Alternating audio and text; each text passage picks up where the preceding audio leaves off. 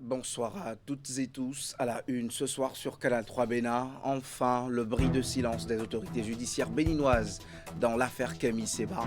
La procédure d'extradition n'est pas encore lancée, contrairement aux rumeurs abondantes en boucle sur les réseaux sociaux. La demande est en cours de soumission aux autorités judiciaires sud-africaines, explique le procureur spécial près la Criette ce lundi dans une déclaration de presse. Démarrage au Bénin de l'examen blanc du baccalauréat de l'UMOA depuis ce matin.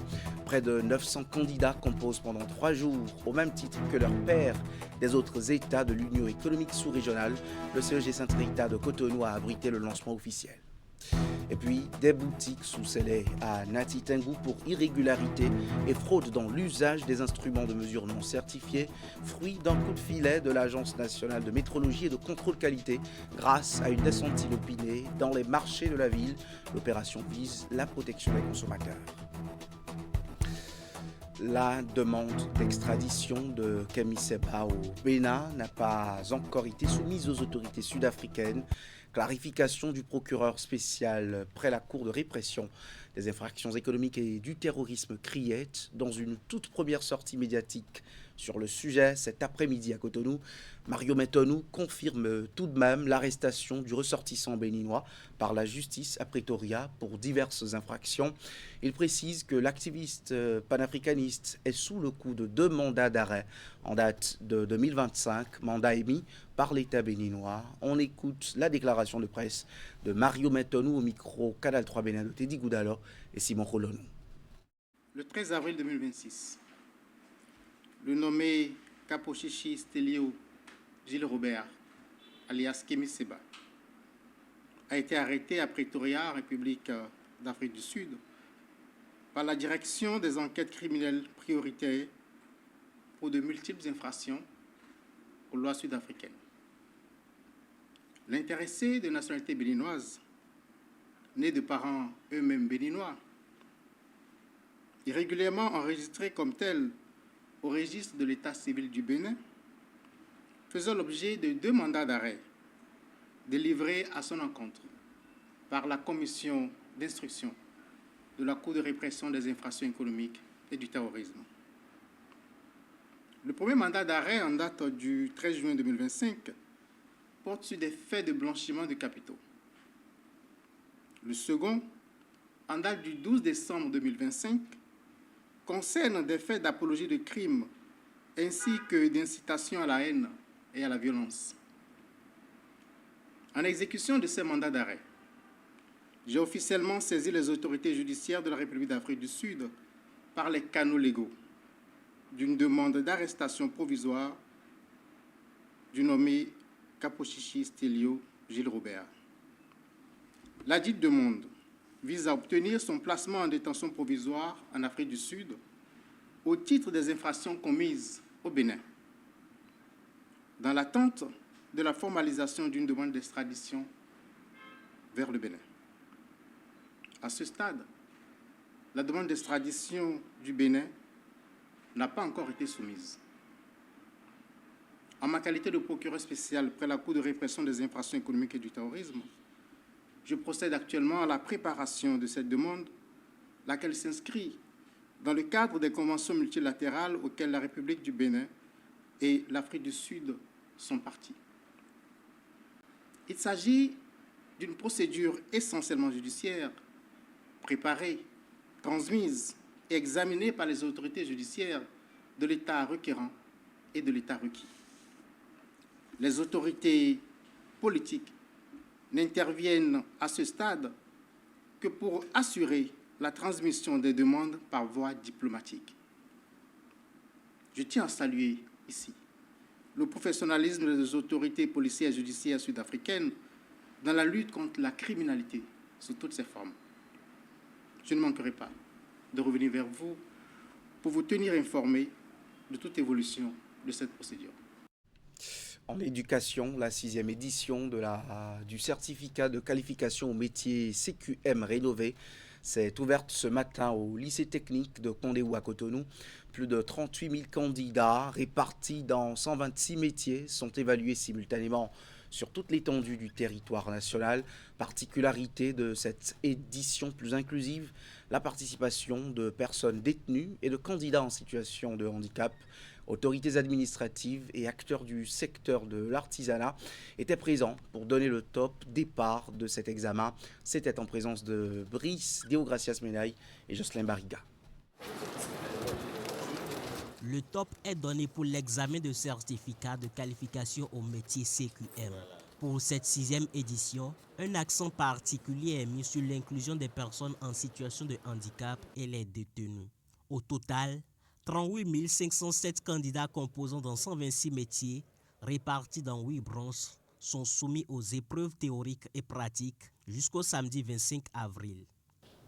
La Chambre des métiers de l'artisanat du Bénin a amorcé depuis octobre 2023 la rénovation du dispositif d'organisation de l'examen du certificat de qualification au métier qui offre aujourd'hui des résultats probants avec l'appui technique de la direction des examens et concours du ministère en charge de la formation professionnelle.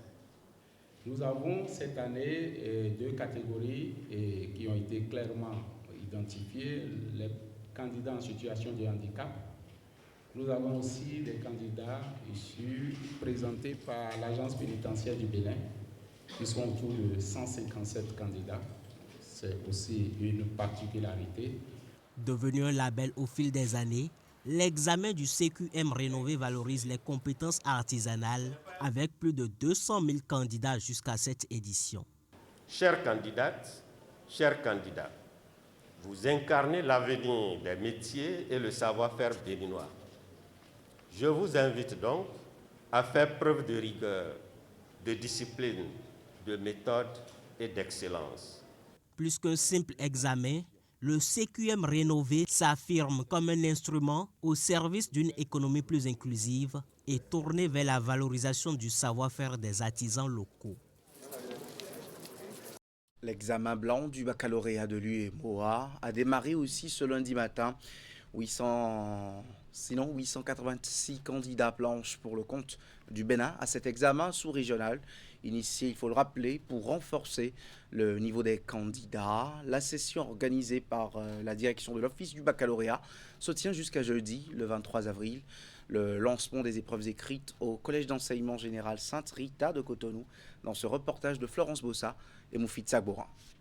886 candidats, soit un taux de 1% des candidats au bac, session de juin 2026, planche pour cet examen sous-régional pour le compte du Bénin. L'initiative de la Commission de l'Union économique et monétaire ouest-africaine vise à tester le niveau des candidats, identifier les écarts éventuels et ajuster les approches pédagogiques. Elle s'inscrit dans le cadre de l'harmonisation du bac UEMOA. Le bac UEMOA est un processus. Et à chaque étape, il y a des activités qu'il faut mener. Et parmi ces activités, nous avons un bac blanc qui nous permet un peu de tester le dispositif mis en place, mais surtout aussi voir les réglages qu'il faut faire, non seulement au niveau du format des épreuves, mais aussi au niveau de l'harmonisation des curricula. Cet examen blanc se déroule de façon simultanée dans tous les pays membres de l'Union. Au Bénin, les candidats de la série A1, A2, C et D composent pour cette phase test à Cotonou dans 4 établissements scolaires, à savoir le CEG Sainte-Rita, le CEG La Verdue, le CEG Segbeya et le lycée Béanzin. 7 matières sont choisies. Le français, l'anglais, les mathématiques, l'histoire, géographie, philosophie, SVT, le PCT. Et les épreuves ont été validées par un comité d'experts de l'UEMOA. Les résultats de l'évaluation seront envoyé aux autorités. Les établissements non concernés par l'échantillonnage sont invités à exploiter ces épreuves proposées par les experts de l'UEMOA en guise de révision pour l'examen national du baccalauréat session de juin 2026. Aujourd'hui, 20 avril, le monde célèbre la Journée internationale de la langue chinoise, une date qui résonne avec une intensité particulière ici au Bénin et plus précisément à l'université d'Abomey-Calavi. Le mandara n'est plus une langue étrangère dans ce campus, mais plutôt un langage d'avenir pour certains étudiants. Entre rigueur de l'apprentissage et échange culturel, l'Institut Confucius s'est imposé comme un véritable pont d'excellence entre Porto Novo et Pékin. Le reportage que nous propose Ulrich Kaba nous plonge au cœur de cette dynamique sino-béninoise. Suivons. À l'université d'Abomey-Calavi, une porte s'ouvre sur un autre continent. Dans cette salle de deuxième année, la barrière linguistique s'efface. Face à un professeur venu de l'Empire du Milieu, l'échange est vif, presque instinctif. Pour ces jeunes apprenants, le mandarin est devenu le sésame indispensable d'une économie mondiale où la Chine dessine les contours de demain.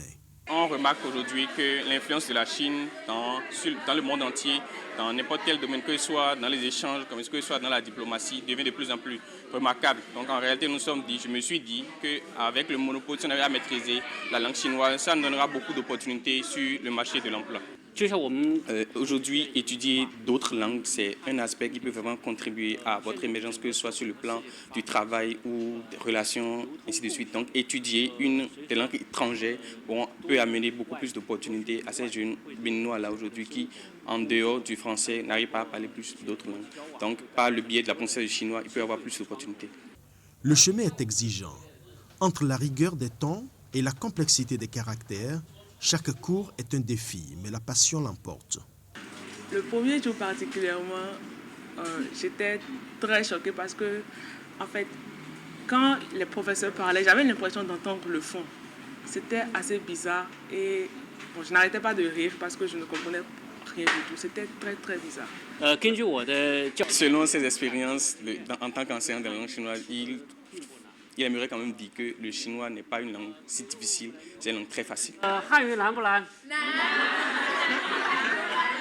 Juste à côté, l'atmosphère change. Les débutants de première année s'initient à la calligraphie. Sous l'œil vigilant d'une enseignante attentionnée, les mains s'exercent. Chaque trait est scruté, chaque courbe rectifiée. La précision est de mise. L'aventure a commencé en 2009. En quelques années, l'Institut Confucius s'est imposé comme une référence incontournable à l'université d'Abomey-Calavi avant de s'étendre aux autres centres de formation. On est présent à Cotonou, à Calavi, à Lokossa, à Porto Novo. C'est ainsi qu'au centre, je peux dire à Boycon, on peut nous retrouver dans certaines universités privées. Et on a en fait à l'université de Parakou une classe Confucius et qui se développe. Ils sont nombreux, ces apprenants. La flamme du savoir est entretenue par un corps professoral mixte, symbole vivant de l'amitié sino-béninoise.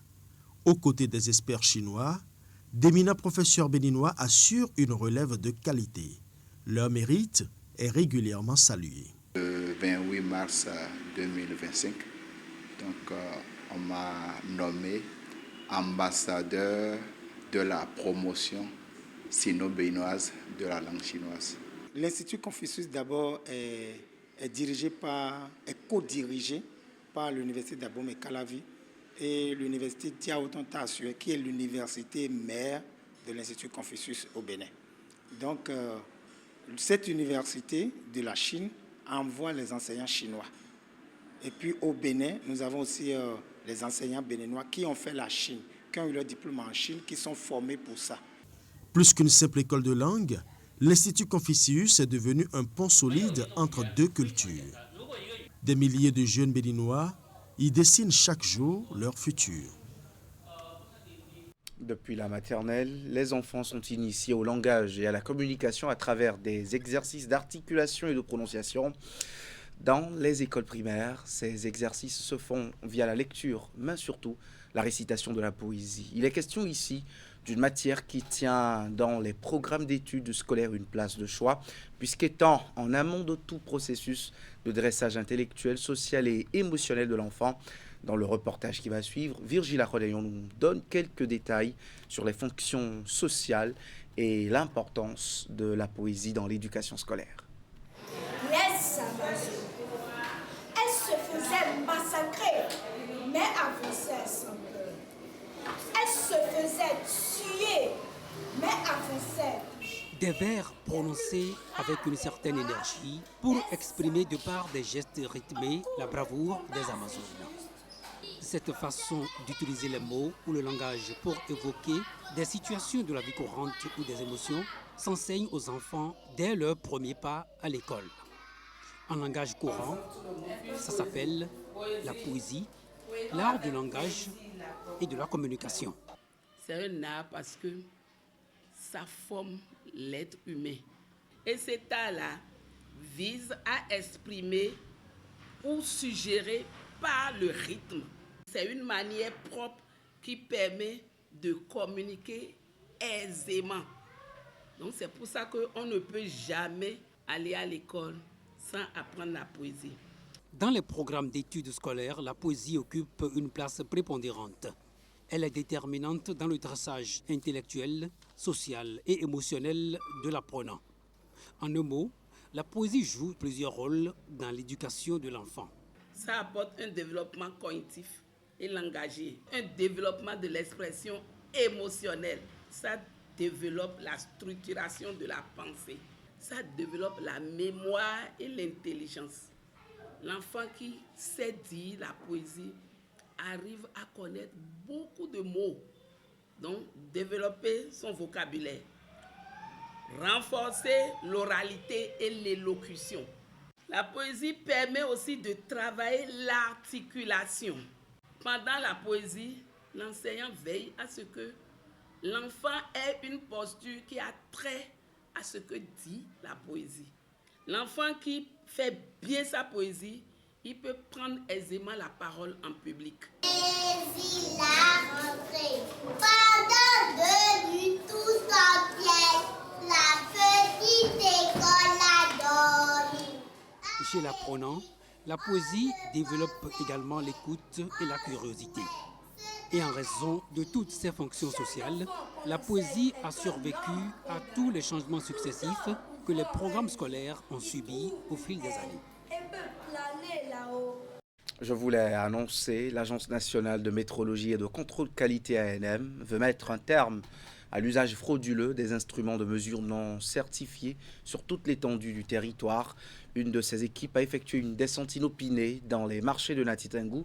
Elle a contrôlé la conformité des balances utilisées par les commerçants dans le but de protéger les consommateurs de toute pratique proscrite.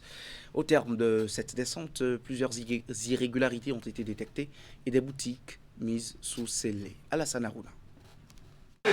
Une mission de contrôle de l'Agence nationale de métrologie et de contrôle qualité ANM dans plusieurs boutiques spécialisées dans la vente de produits préemballés de la ville de Nati Tengou. Objectif principal de cette descente, vérifier la conformité des points indiqués sur les emballages avec le contenu réel des produits proposés aux consommateurs. À travers cette opération, l'ANM entend s'assurer du respect des normes en vigueur en matière de métrologie et de protection des consommateurs. L'ANM fait ce contrôle d'habitude dans le cadre de la protection du consommateur. Vous allez voir que sur le marché, il y a des commerçants qui vendent des sacs de riz non conformes. Donc, c'est dans ce cadre que l'ANM a diligenté une mission pour la surveillance du marché, pour pouvoir protéger les consommateurs. Sur le terrain, plusieurs irrégularités ont été détectées par l'équipe de l'ANM. Certains commerçants indélicats utilisent des instruments de mesure non certifiés. D'autres procèdent à des reconditionnements non autorisés. D'autres encore mettent en vente des produits dont les poids relevés ne sont pas conformes à la qualité nominale indiquée. Vous avez constaté avec nous que plusieurs boutiques ont été épinglées dans ce sens parce que il y a vraiment la duperie du consommateur. les sacs ne sont pas conformes. Et en plus, ils prennent des sacs de riz d'une autre qualité et ils mettent dans des sacs qui ne sont pas de qualité. Donc, le consommateur est dupé sur le poids et sur la qualité. Si c'est comme ça, il y a des sanctions qui sont prévues par la loi et ils paient des amendes. Au terme de cette opération, plusieurs boutiques de vente de produits préemballés ont été mises sous scellé et les contrevenants convoqués à la direction départementale d'industrie et du commerce à Takora pour s'acquitter de leur amende conformément à la loi. On s'intéresse à présent à la qualité et au prix de la farine de manioc gari dans les marchés, notamment à Dantokpa à Cotonou. Cette denrée alimentaire des plus consommées au quotidien par les populations prend de la valeur de plus en plus comparativement à son coût d'entretemps. On s'interroge justement aussi au sujet de la provenance des tas de gari sur les étals des commerçants. Constat de Ouliat Sanoussi et Jocelyn Bariga. Ici, au marché d'Antokpa, sont exposés des bassines et sacs de gari, une farine obtenue à base du manioc. Entre étals bien garnis, chaque vendeur défend la qualité de son produit selon qu'il provienne de Savalou, Adja, Ipilé et d'autres localités du Bénin, voire du Togo.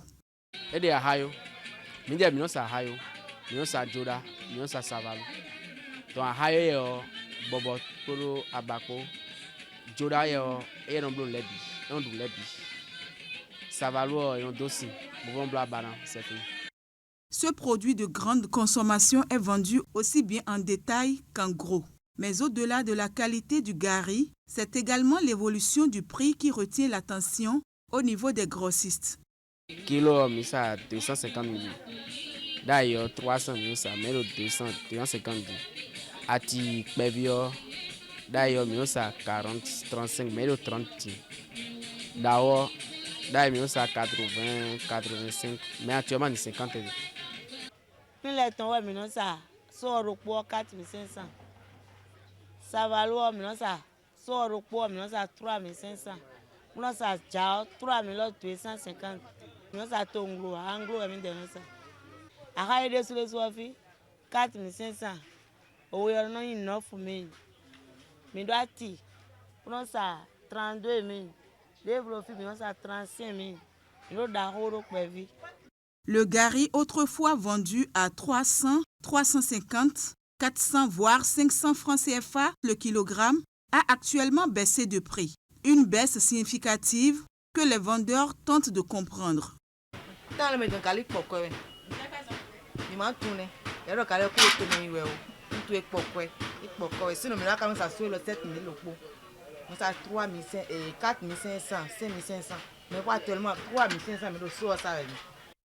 Kilo de 200 oui.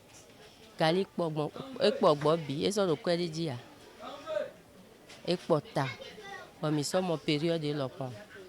Voilà. Aujourd'hui, la baisse du prix du gari au marché d'Antokpa est un ouf de soulagement pour les ménages. Mais elle pose en même temps un problème, celui de la mévente et de la stabilité du marché. Certains autres produits de première nécessité sont devenus rares depuis plusieurs semaines, notamment des condiments. Une situation qui explique la flambée de leur prix. Découvrons ensemble les raisons de cet état de choses grâce à la descente d'une de nos équipes à Gbogbanou. Voici le reportage signé Ingrid Day et Henri Ganté. Cet espace, autrefois bondé d'étalages de gingembre, est aujourd'hui occupé par d'autres denrées alimentaires. Ici, à Gbogbanou, on n'aperçoit que quelques tas de cette épice, pourtant très indispensable dans la cuisine béninoise. Vendeurs et consommateurs ne savent plus à quel sein se vouer dans cette situation qui perdure depuis quelques mois. Tout est cher au Bénin. Autrefois, le tas du gingembre était à 150 ou à 200 francs. Aujourd'hui, c'est à 500 francs. Si les produits pouvaient baisser de prix, nos revendeuses allons trouver un peu de bénéfice. Le Nigeria, le Togo et le Burkina Faso sont les sources d'approvisionnement du gingembre et le voisin de l'Est est le numéro 1 en matière de la bonne qualité. Les Chinois sont à la base de la hausse du prix du gingembre. C'est au Nigeria qu'ils approvisionnent pour la fabrication de certains produits. Étant des partenaires, ils auraient envoyé des engrais qui ont détruit les cultures du voisin de l'Est. Ici au Bénin, notre terre n'est pas adaptée à la culture du gingembre. Ceux qui l'ont expérimenté s'en sont sortis perdants.